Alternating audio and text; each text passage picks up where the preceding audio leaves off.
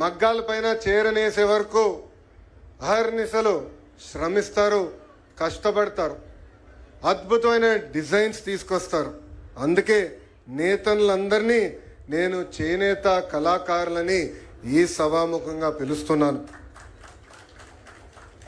2019లో 21 రోజుల ముందల తెలుగుదేశం పార్టీ అభ్యర్థిగా మీ ముందరకు వచ్చా. మంగళగిరి నియోజకవర్గంలో 5300 ఓట్లతో ఓడిపోయా. కానీ మంగళగిరి పట్టణం ఆనాడు నాకు 7000 ఓట్ల మెజారిటీ ఇచ్చింది. ఆనాడే నిర్ణయించాను మా చేనేత సోదరులు నా సొంత కుటుంబ సభ్యులని. ఓడిపోయిన మొదటి రోజు నాకు బాధ ఆవేదన కలిగింది. కానీ రెండో రోజు నుంచి ఆ బాధ ఆవేదన నాలో కసి పెంచింది. ఎట్టి పరిస్థితుల్లో మరి 5 సంవత్సరాలు ఇక్కడనే పనిచేస్తాను, ప్రజలకి అందుబాటులో ఉంటానని నిర్ణయించుకున్నా. చంద్రబాబు నాయుడు గారి సహకారంతో 26 సంక్షేమ అభివృద్ధి కార్యక్రమాలు ప్రతిపక్షంలో ఉంటూ మంగళగిరి నియోజకవర్గంలో మేము చేస్తాం జరిగింది.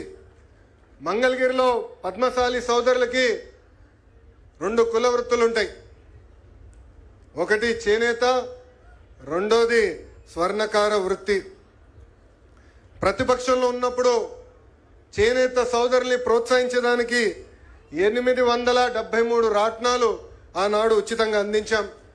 కరోనా టైంలో చేనేతలకు అండగా నిలబడడానికి వాళ్ళకు కావాల్సిన మందులు కానీ ఆక్సిజన్ సిలిండర్లు ఆనాడు అందించాం. షెడ్లో పనిచేస్తున్న చేనేత సమస్యలు నేను నేరుగా తెలుసుకున్నా. మీ బాధలు, మీరు పడుతున్న ఇబ్బందులు, మీ ఆవేదన తెలుసుకున్న తర్వాతనే ప్రతిపక్షంలో ఉన్నప్పుడు 2022లో ఈ వీవర్సాల కూడా మేము ఏర్పాటు చేస్తాం జరిగింది. ఈరోజు డిజైన్లు కానివ్వండి, లేటెస్ట్ మగ్గాలు కానివ్వండి, తాత తెనేరాతో ఒప్పందం కుదుర్చుకుంటాం కానివ్వండి, మార్కెట్ లింకేజ్ కానివ్వండి, ఈ అన్నిటి ద్వారా ఈరోజు చేనేత సోదరులకి ఆదాయం 30% మేము పెంచాం. కానీ నేను ఆనందంగా లేను. నేను ఒక లక్ష్యం పెట్టుకున్నా. ఆ లక్ష్యం 100% ఆదాయం పెంచాలని, రెట్టింపు చేయాలని. స్వర్ణకారులు కూడా ప్రతిపక్షంలో ఉన్నప్పుడు లక్ష్మీ నరసింహ స్వర్ణకారుల సంక్షేమ సంఘం ఏర్పాటు చేశాం. దాని ద్వారా స్వర్ణకారులకి హెల్త్ ఇన్సూరెన్స్ కానివ్వండి, మెరుగైన పనిముట్లు కానివ్వండి, వాళ్ళకి ఆర్థిక సహాయం కూడా ఆనాడు మేము అందజేశాం. సార్, యువగలం పాదయాత్రలో ప్రొద్దటూరు కానివ్వండి, ధర్మవరం, మంగళగిరి, ఉప్పాడలో నేను చేనేత సోదరుల్ని నేరుగా కలుసుకున్నా. వాళ్ళ పడుతున్న ఇబ్బందులు నేరుగా నేను తెలుసుకుంటాం జరిగింది. ఆనాడు ఇట్లనే ఒక మీటింగ్ పెట్టుకుని చేనేత సోదరులు చెప్పా, చేనేత సోదరులు నేను దత్తకు తీసుకుంటున్నానని. కొంతమంది ఎగతాళి చేశారు, కొంతమంది కించపరిచే విధంగా మాట్లాడారు. కానీ నా ఆలోచన ఒక్కటే, చేనేత రంగాన్ని పెద్ద ఎత్తున ప్రోత్సహించాలి, వాళ్ళ ఆదాయం రెట్టింపు చేయాలి. ఆ లక్ష్యం పెట్టుకుని నేను దత్తగా తీసుకుంటానని ఆనాడు చెప్పాను. ప్రభుత్వ స్కీమ్స్తో పాటు డిజైన్లు కానివ్వండి, modern colours, skilling, market linkage, promotion, ఇవన్నీ చాలా అవసరం. అందుకే నేను మంగళగిరి కళాకారులు, చేనేత కళాకారు వస్త్రాల్ని పెద్ద ఎత్తున ప్రమోట్ చేస్తున్నాం. కుటుంబం పరంగా మేము ఒక పెళ్ళికి వెళ్తే అక్కడ మేము ఇచ్చే చీర కూడా మంగళగిరి చీరనే. నేను ప్రధానమంత్రి గారు కలిసినప్పుడు కానివ్వండి, గౌరవ ముఖ్యమంత్రి గారు కలిసినప్పుడు కానివ్వండి, లేదంటే ఇతర దేశ రాష్ట్రపతులు కలిసినప్పుడు కానివ్వండి, వాళ్ళకు కూడా నేను ఇచ్చేది మన మంగళగిరి చేనేత కళాకారుల షాల్. బ్రహ్మని ఒక చీర కట్టింది, మంగళగిరి చీర. అది కట్టిన తర్వాత చాలా వైరల్ అయింది.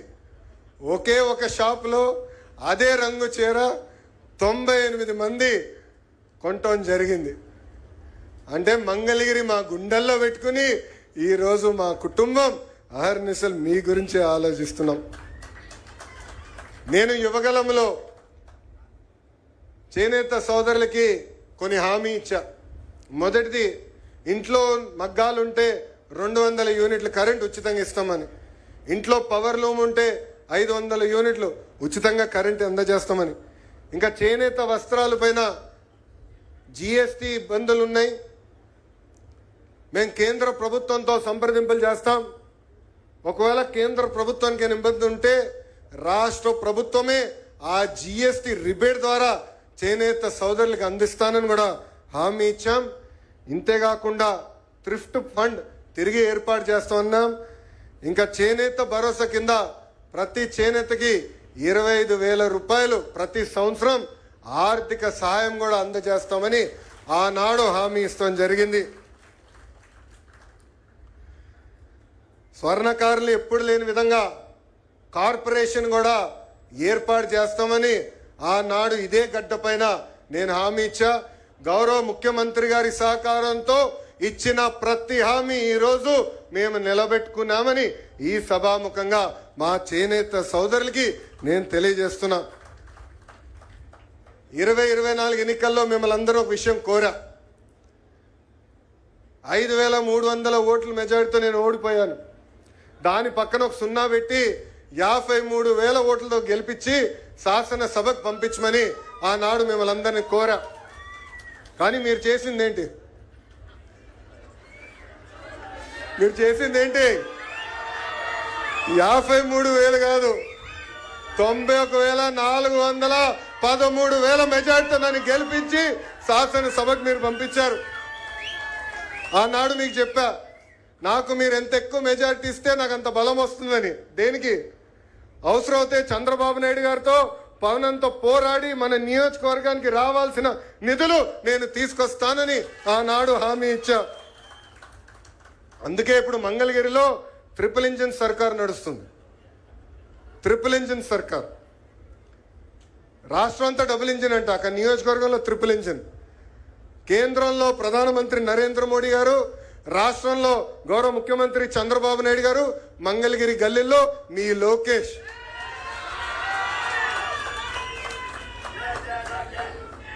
దశాబ్దాలుగా మనందరికీ ఒక కళ ఉంది. మనకి శాశ్వత భూ హక్కు కల్పించే పట్టాలు మనకు కావాలని. ఇది నేను గౌరవ ముఖ్యమంత్రి గారి దృష్టికి తీసుకెళ్ళిన వెంటనే ఇమ్మీడియట్గా ఫైల్ ప్రాసెస్ చేయండి, క్యాబినెట్కి తీసుకురానని. మంగళగిరి దయ వల్ల రాష్ట్రం మొత్తానికి ఈరోజు ఒక జియో వచ్చింది. సార్, ఇక్కడున్న అధికారుల సహకారంతో, తెలుగుదేశం, జనసేన, భారతీయ జనతా పార్టీ కార్యకర్తల సహకారంతో ఎప్పుడు లేని విధంగా 1,000 కోట్ల విలువైన భూమి మొదటి విడతలో 3,000 కుటుంబాలకి గౌరవంగా బట్టలు పెట్టి పసుపు కుంకాలతో మేము పట్టాలు అందించాం సార్.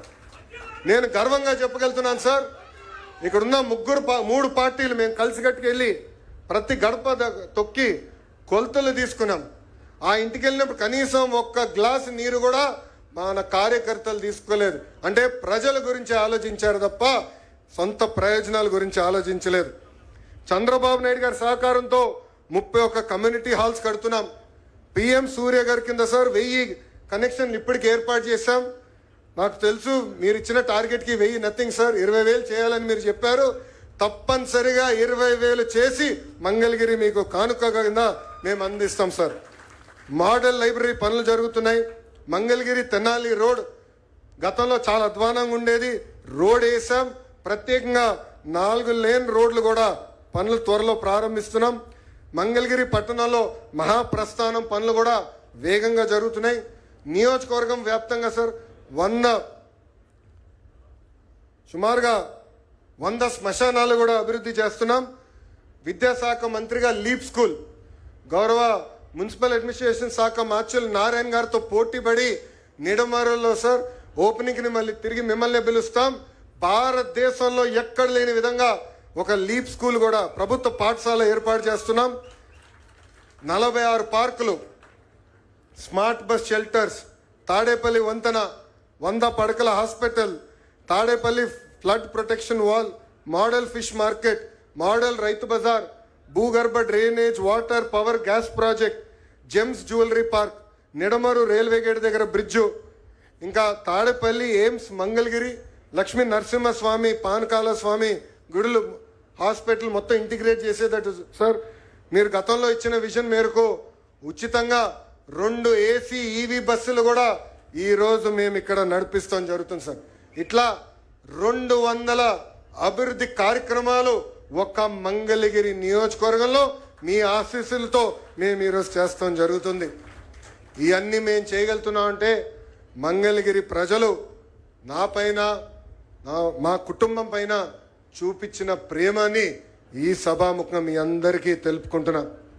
ఇంకా మంగళగిరి నియోజకవర్గంలో ఉన్న మా పద్మశాలి నాయకుల్ని రాష్ట్ర స్థాయి గుర్తింపు మీరు అందించారు సార్. నందం అబద్దయ్య గారిని పద్మశాలి కార్పొరేషన్ చైర్మన్గా, తమ్మిశెట్టి జానకమ్మ గారిని టీటీడీ బోర్డు మెంబర్గా, ఏకంగా చిల్లపల్లి శ్రీనివాస్ గారిని ఏపీఎస్ ఎంఐడిసి చైర్మన్గా నియమించాము. ఇంకా కందుల నాగార్జున, మా యువత కూడా ఇక్కడ స్పీడ్ సార్, అందుకే కందుల నాగార్జున గారిని పద్మశాలి కార్పొరేషన్ డైరెక్టర్ కూడా మీ ఆశీస్సులతో మేము చేస్తాం జరిగింది. ఇది ఎన్డీఏ ప్రభుత్వానికి ఉన్న చిత్తశుద్ధని ఈ సభాముఖంగా పద్మశాలీలు కూడా తెలియజేస్తున్నాను. ఇంకా సార్, చేనేత సంక్షేమం కోసం అహర్నిశలు పోరాడింది ప్రగట కోటయ్య గారు. పద్మశాలి గుండెల్లో ప్రగట కోటయ్య గారు దేవుడు లాంటి వ్యక్తి. మా చేనేత కుటుంబం తరపున ఆయన జయంతిని అధికారికంగా నిర్వహించాలని గౌరవ ముఖ్యమంత్రి చంద్రబాబు నాయుడు గారిని నేను కోరుతున్నాను. అంతేకాకుండా సార్, పక్కనే తిట్కో ఇల్లు హౌసింగ్ ఉంది సార్, అక్కడ సుమారుగా 6 ఎకరాల్లో అద్భుతమైన పార్క్ ఏర్పాటు చేస్తున్నాం. ఆ పార్క్ పేరుకి ఏకంగా ప్రగట కోటయ్య గారి పేరు పెట్టాలని ఇప్పటికి మేము నిర్ణయించాం సార్. ఆ పార్క్లో ప్రగట కోటయ్య గారి విగ్రహం కూడా మేము ఏర్పాటు చేస్తున్నామని ఈ సభాముఖం మీ అందరికి తెలుపుకుంటూ, నాకు ఇంత అద్భుతమైన అవకాశం ఇచ్చిన మంగళగిరి ప్రజలందరికీ పేరు పేరున నా హృదయపూర్వక ధన్యవాదాలు తెలుపుకుంటూ మీ అందరి దగ్గర నుంచి సెలవు తీసుకుంటున్నా. జై హింద్, జై హింద్. చంద్రబాబు నాయుడు గారి నాయకత్వం, చంద్రబాబు నాయుడు గారి నాయకత్వం, పవనన్న నాయకత్వం, పవనన్న నాయకత్వం, గౌరవ ప్రధానమంత్రి నరేంద్ర మోడీ గారి నాయకత్వం, గౌరవ ప్రధానమంత్రి నరేంద్ర మోడీ గారి నాయకత్వం. అందరికీ నమస్కారం.